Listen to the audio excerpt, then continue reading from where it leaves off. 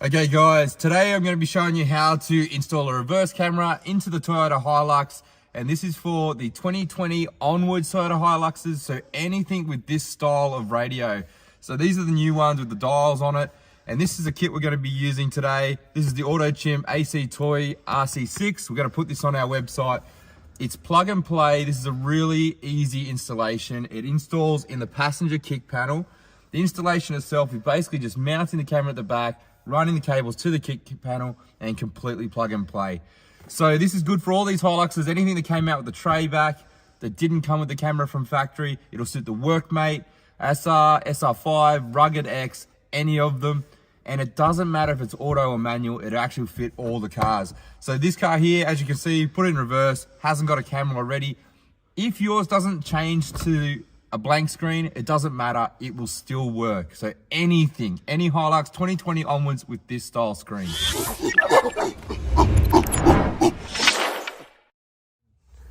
Okay, first up guys, I'm going to show you what's actually in these kits. So the first step is you do have this camera. This is a little bracket mount camera. It is an IP67 waterproof and dustproof rated camera with very low lux, so it can work at night with great night vision. Very small. And the beauty of these cameras, they can be mounted this way or this way. They have options to turn reverse lines on and off, but you can also flip the image horizontally and vertically. So that's why you can mount it either on the front of the car or on the back of the car or upside down, whichever way you like. Very cool camera. This is the plug that's going to mount into the kick panel that allows the camera to work. It's actually going to come with some conduit, which is some split tubing for running your cables from the front to rear. It's also going to come with some cable ties, all included in the kit, and then your extension cable, which is also your power cable from your front to rear. And very simple and easy to use. This is actually going to plug directly into the kick panel. Very easy to do. It has a waterproof connector for the rear of the vehicle where you mount the camera, and that will plug into the kick panel. Very simple and easy to do. It also comes with some stainless steel screws and some double-sided tape. The first step is to dismantle the vehicle. We're going to work down in the passenger kick panel.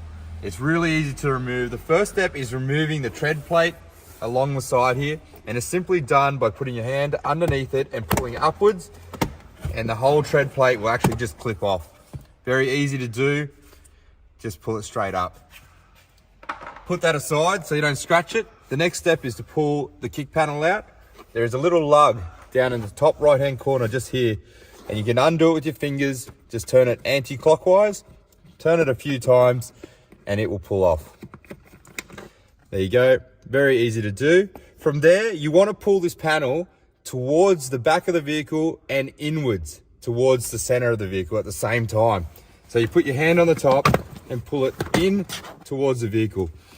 And the reason for that is because the lugs on the back have a slight angle to them and you don't want to break them.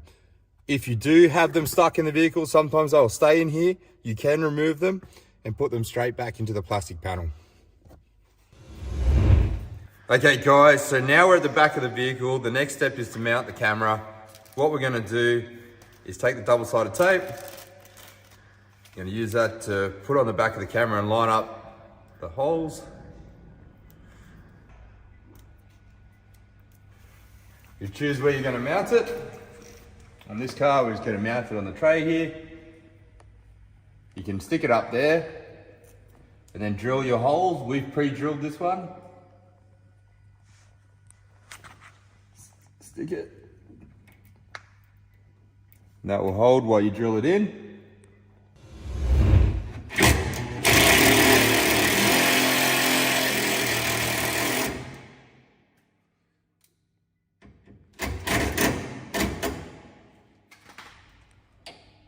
Just adjust your angle so it suits, and that's ready to go.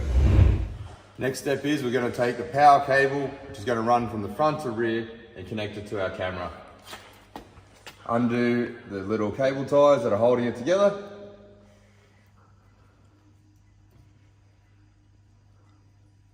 Making that look hard. Now, it's very important when you connect this, you can undo it. There's a waterproof connector, and there is actually little arrows. There's a little arrow here and there's a little arrow on the other side as well. You want to push them together so they line up. Once that's connected, you can actually continue to put your split tubing to protect the cabling.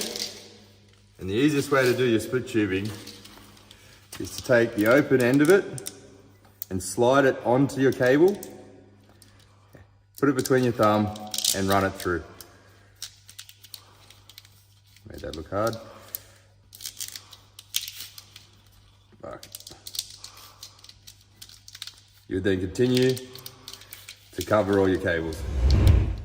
Once you put the conduit on, you can then tie the cables up using the cable ties. Tie it however you like to keep the cables in position.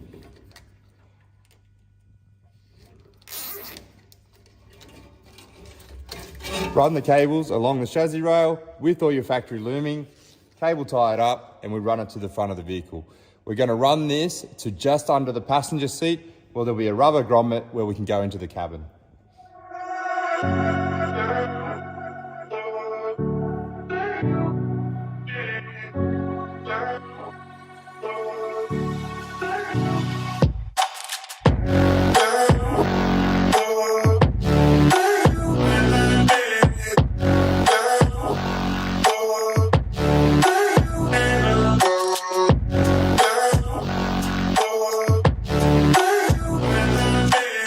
Okay, we've tied the cables all along the chassis.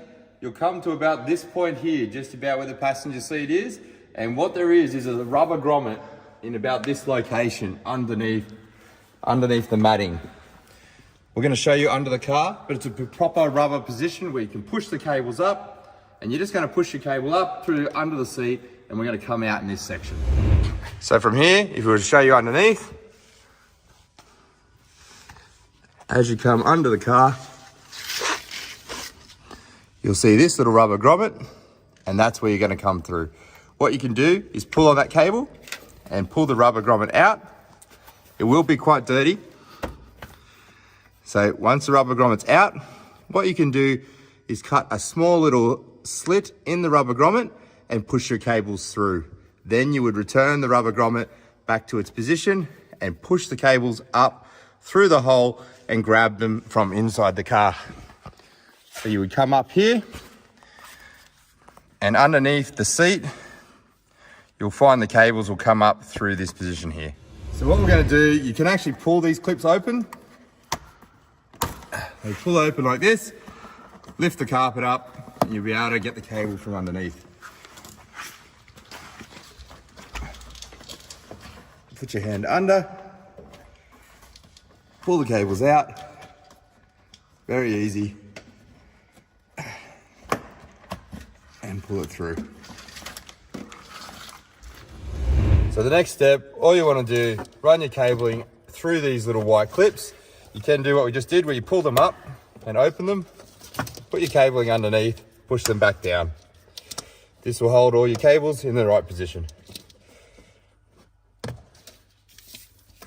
From there, what we're going to connect to is this plug here in the passenger kick panel. Has a little locking tab on top. This one has been butchered or has been worked on because someone's put reverse trailer plugs and other things because it's a mining vehicle. You're going to unplug that one, take our T-harness, plug it in, return the factory plug to the other side of the T-harness. Then you'll have two connectors. One will be directly for our reverse camera. We'll plug straight in, male to female. And the spare is just in case you ever want to remove your reverse camera, you can unplug it and return it to factory. At this stage, we don't need to do that. We're going to be leaving the camera in, so we'll leave it connected. Well, we're going to be left with a lot of excess cable. So what you want to do is tie that up. So the way we do that, just loop it around your hand. Gives you plenty of extra cable just in case you need to run it on some of the longer vehicles. Cable tie that up.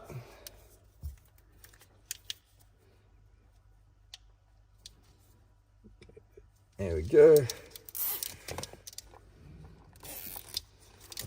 Cut the tag off.